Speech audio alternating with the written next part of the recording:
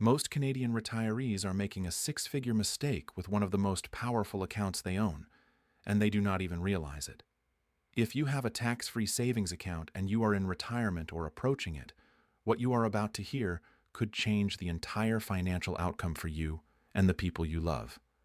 This is not about contributing your annual $7,000 and forgetting it exists.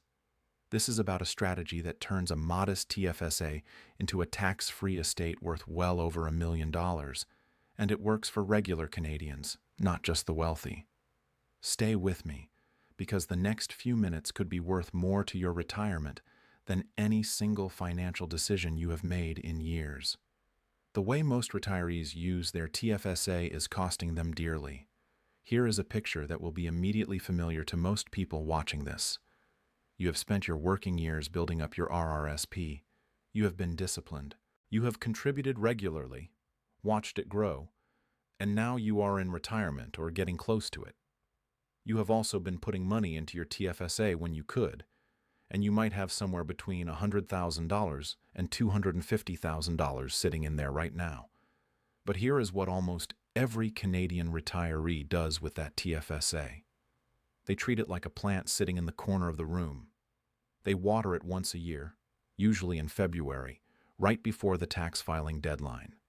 They check how much contribution room they have, deposit the annual amount, $7,000 or whatever their available room allows, and then they do not think about it again for another 12 months. Because there are other priorities. The RRSP needs attention. The RRIF withdrawals need to be planned. There might be a pension, some rental income, CPP and OAS timing decisions to work through. The TFSA gets pushed to the back. This pattern is understandable. But it is also one of the most expensive habits a Canadian retiree can have, because the TFSA is not just a savings account you contribute to and ignore. Used correctly, it is the most powerful wealth building and wealth transfer tool available to Canadian retirees. And most people are not using it that way. Why the TFSA is your best account, and why that is exactly the problem. Part of the reason the TFSA gets neglected in retirement is that people know it is their best account. And because they know it is their best account, they are reluctant to touch it. They think of it as a last resort, something to be preserved and protected. And in one sense, that instinct is correct. You should be protecting your TFSA. But the reason you protect it matters enormously, because the reason shapes the strategy. Most retirees protect their TFSA because they think of it as emergency money, a buffer, a safety net for unexpected expenses. That framing leads to a passive approach. You contribute, you invest conservatively, and you wait. The reframe that changes everything is this. Stop thinking of your TFSA as a retirement income account.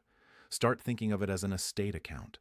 That single shift in perspective transforms how you invest inside it, how aggressively you grow it, and how strategically you use it in coordination with your RRSP and RRIF. Everything changes when you understand what your TFSA is actually for. The tax problem hiding inside your RRSP and RRIF. To understand why the TFSA estate strategy works, you need to understand the tax problem sitting inside your RRSP and your RRIF.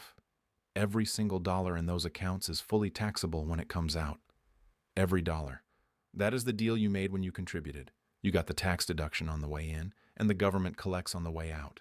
For most retirees, that means their RRSP and RRIF withdrawals are added to their taxable income each year, affecting their tax bracket, potentially triggering OAS clawbacks, and creating a tax bill that compounds over time. But the situation becomes genuinely serious when you look at what happens at the end of life. If you pass away with money remaining in your RRSP or RRIF, and particularly if you are the last surviving spouse in a couple, the CRA treats the entire remaining balance as income in the year of death. That means your estate could face a tax hit of 40% to 50% on whatever is left in those accounts. If you have $400,000 remaining in your RRIF when you pass, your estate could lose $160,000 to $200,000 of that to taxes. That is not what you intended when you spent decades building that account. That is not the legacy you had in mind. Your TFSA operates under completely different rules. Every dollar in your TFSA goes directly to your named beneficiaries, completely tax-free. There is no income inclusion, no clawback, no complication. The money transfers exactly as it is in full to the people you choose. That is why the TFSA is not just your best account for retirement. It is your most powerful tool for passing wealth to the next generation. The RRSP meltdown strategy and how it feeds your TFSA. Now here is where the actual strategy comes together. The approach that transforms a $230,000 TFSA into a $2 million estate account over a retirement lifetime is built on a coordinated withdrawal plan called the RRSP meltdown, and the TFSA is where the proceeds go. Consider a realistic example. A couple in their early 60s decides to retire. Each of them has a significant RRSP balance, not an extreme amount, a realistic one. One partner has approximately $600,000 in their RRSP. They have about $230,000 combined in their TFSA and a smaller amount in a non-registered account. They make a deliberate decision to defer both CPP and old age security to age 70, which allows them to make strategic withdrawals from their RRSP in the years before those government benefits begin. In the first year, they withdraw $30,000 from the RRSP. They do not need all of that money for living expenses, so $7,000 of it goes directly into the TFSA as that year's contribution. The following year, they withdraw $35,000 from what has now become a RRIF. The minimum RRIF withdrawal at that point is approximately $20,000, so there is withholding tax on the additional amount, but the planning accounts for that.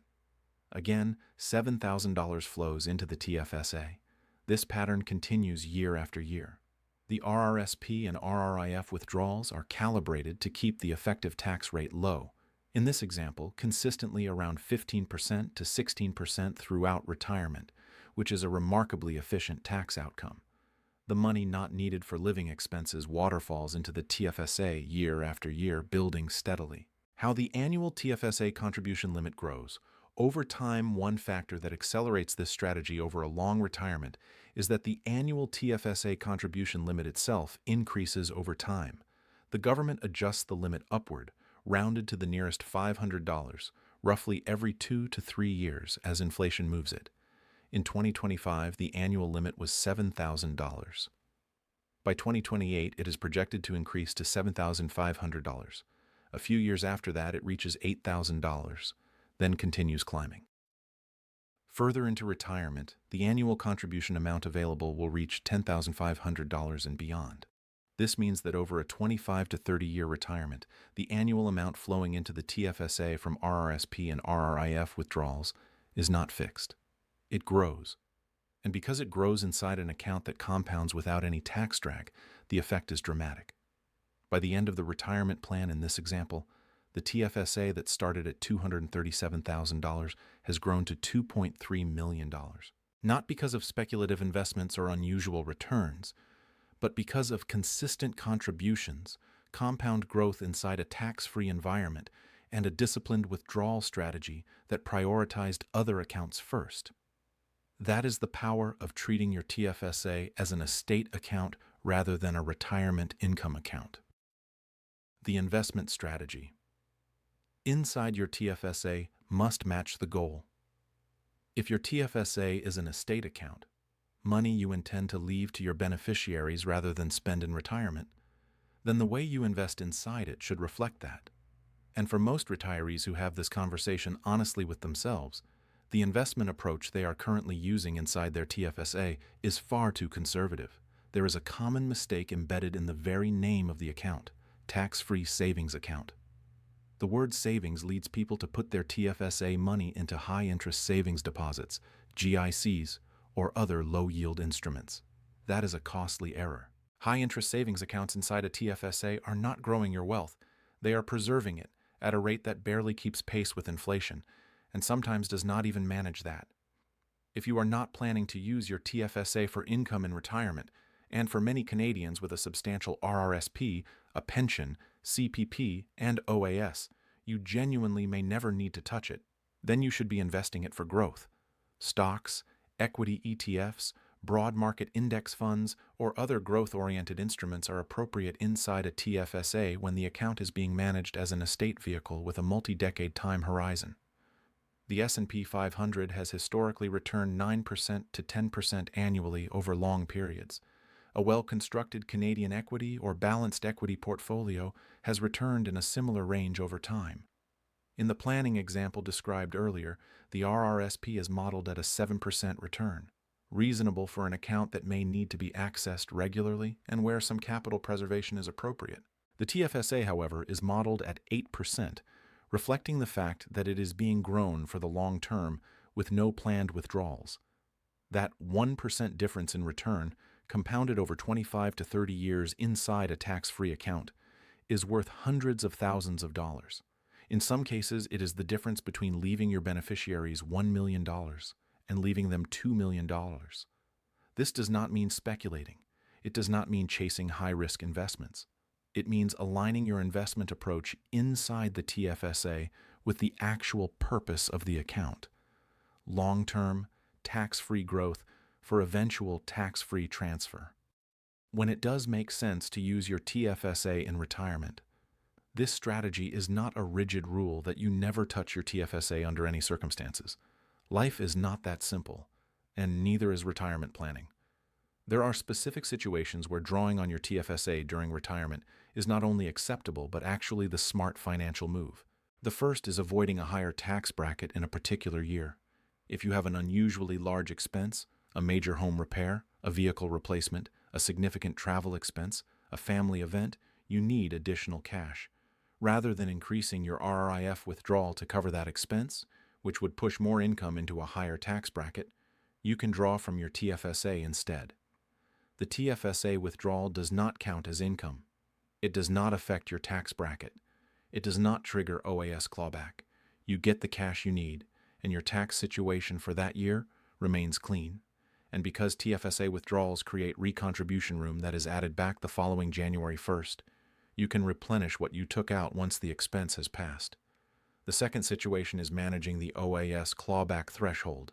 If your RRIF withdrawals are aggressive, which they need to be to execute a proper RRSP meltdown strategy, you may find your net income approaching the OAS recovery threshold. For 2026, OAS clawback begins at $93,454 of net world income. If your RRIF withdrawals are pushing you toward that line, you have two options. You can reduce the RRIF withdrawal, which slows the meltdown strategy, or you can maintain the RRIF withdrawal at its planned level, reduce it slightly, and supplement your income with a tax-free TFSA withdrawal that does not add to your net income. The second approach often produces a better long-term outcome for your overall financial plan. The third situation is simply large one-time expenses, a bucket list trip, a significant gift to an adult child, helping a grandchild with education costs. In any of these cases, the TFSA is the right account to draw from because doing so generates no tax, no clawback, and no complications. You do not need a specific justification. If you need the money and the TFSA is the cleanest source, use it thoughtfully and replenish it when possible. The core principle is intentionality. Every decision about your TFSA, whether to contribute more, to invest more aggressively, to withdraw strategically, or to leave it untouched for years, should be a conscious choice made within a broader retirement income plan. It should never be an accident, and it should never be driven by habit or inertia. The withdrawal sequence that protects your wealth. The overall withdrawal strategy that supports this approach follows a clear sequence. Draw from your RRSP and RRIF first, managing your withdrawals carefully to keep your effective tax rate in the most efficient range possible, generally around 15% to 20% for most middle-income Canadian retirees. Use your non-registered account as a supplementary source to fill gaps in years with unusual spending, since withdrawals from non-registered accounts may involve capital gains but are generally more tax-efficient than large RRIF spikes. Leave your TFSA for last. Let it grow untouched as long as your other accounts can support your income needs. This sequencing accomplishes several things simultaneously. It depletes the most heavily taxed accounts first, reducing the potential estate tax hit on those accounts at end of life. It allows the TFSA to compound without interruption over the longest possible period. It keeps annual taxable income in a predictable range that avoids bracket spikes and OAS clawback, and it maximizes the tax-free value transferred to beneficiaries at the end of the plan. The non-registered account's role in this strategy. Many retirees underestimate the role their non-registered account plays in making this entire strategy work. The non-registered account serves as a buffer, a flexible, accessible pool of capital that absorbs unusual expenses without disrupting either the RRIF meltdown schedule or the TFSA accumulation plan. In years where spending is moderate and the RRIF withdrawal generates more cash than needed, that surplus can flow into the TFSA as the annual contribution. In years where spending spikes due to a large one-time expense, the non-registered account absorbs the difference rather than forcing either an increased RRIF withdrawal or a TFSA drawdown. This flexibility is what allows the TFSA to keep growing consistently year after year without being rated for short-term needs. Over time, as the RRIF is depleted through the meltdown strategy, and as spending naturally decreases in later retirement, less travel, less activity, lower food and entertainment costs, the non-registered account and the RRIF combine to generate more surplus than is needed. That surplus continues to flow into the TFSA, accelerating the growth of the estate account in the final years of the plan. What this strategy means for the people you leave behind. The ultimate outcome of this approach is not just a larger TFSA balance for yourself. It is a fundamentally different financial legacy for your beneficiaries. When you pass, every dollar in your RRIF is taxable income to your estate. Every dollar in your non-registered account may be subject to capital gains, but every dollar in your TFSA transfers to your named beneficiaries completely tax-free. No income inclusion, no CRA involvement, no reduction. For a couple who has executed this strategy consistently throughout a 25 to 30-year retirement, the TFSA that started at $230,000 does not leave their beneficiaries $300,000 or $400,000 after decades of modest contributions. It leaves them $1 million, $1.5 million, or as shown in realistic planning projections, over $2 million, entirely free of tax. That is the compounding effect of consistent contributions, tax-free growth at an appropriate rate of return, and a withdrawal strategy that protects the account through an entire retirement lifetime. The 3 questions worth asking yourself today. If you are in retirement or approaching it, 3 questions are worth sitting with after everything covered here. First, is your TFSA invested appropriately for its actual purpose? If you are holding it in a high-interest savings account or conservative GICs while managing it as an estate account you never plan to touch, your rate of return is almost certainly too low. Review your investment mix inside the account and consider whether it reflects a long-term growth objective. Second, does your withdrawal strategy sequence your accounts in the right order? If you are drawing heavily from your TFSA while your RRSP or RRIF sits relatively untouched, you may be creating a larger tax problem at the end of your plan than you realize. A coordinated meltdown strategy that draws down RRSP and RRIF first, feeds the TFSA annually, and reserves TFSA withdrawals for strategic situations is worth reviewing with a financial planner who understands the interplay between all of these accounts. Third, have you named beneficiaries directly on your TFSA? This is the step that ensures the tax-free transfer actually happens cleanly. If your TFSA flows through your estate rather than directly to a named beneficiary, there can be delays, legal complications, and in some cases, tax implications that erode the value. Name your beneficiaries directly on the account. Review those designations regularly, especially following major life events such as marriage, divorce, or the death of a spouse. These are not complicated steps. They do not require advanced financial knowledge. They require attention and a willingness to shift your thinking about what the TFSA is really for. And the financial reward for making that shift, measured over a full retirement lifetime, is genuinely significant. If you have questions about how this strategy applies to your specific situation, write them in the comments below. Every comment is read and responses are given.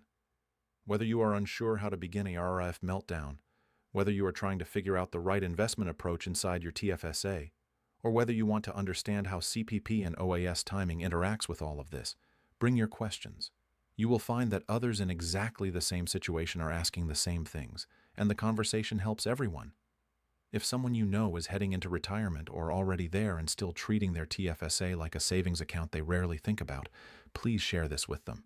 The difference between a passive TFSA strategy and an intentional estate strategy over the course of a full retirement is not marginal. It is the difference between leaving $300,000 and leaving $2 million tax-free to the people who matter most to you. Subscribe if you want to keep receiving clear, practical, and accurate information about retirement planning in Canada. These strategies evolve, tax rules change, and new planning opportunities emerge throughout the year. When they do, you deserve to hear about them in plain language with real numbers that apply to your actual life. Smart Pension Canada.